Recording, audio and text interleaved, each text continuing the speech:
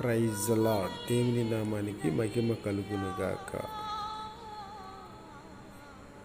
నా ప్రేమైన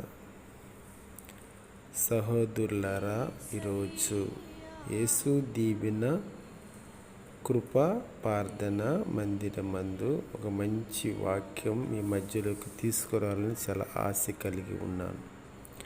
వాక్యం ఏంటంటే ఆదికాండం 28:15 ఒక మంచి మాట అంటాడు. ఇదిగో నేను నీకు తోడుగా ఉండి నీవు వెళ్ళు ప్రతి స్థలమందు నిన్ను కాపాడుతును.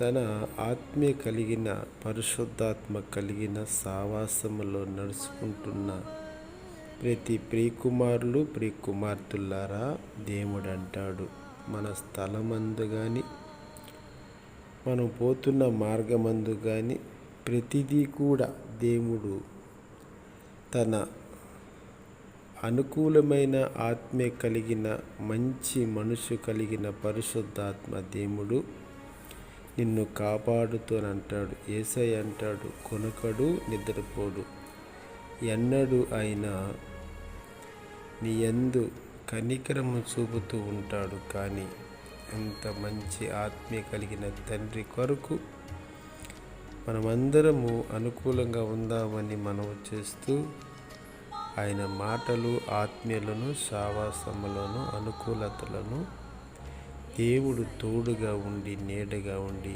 మనలను మన కుటుంబాలను దేవుడు వద్దెలా చేయబడును గాక. ఆమేన్. God bless you. దేవునికి మాత్రమే మహిమ కలుగును గాక.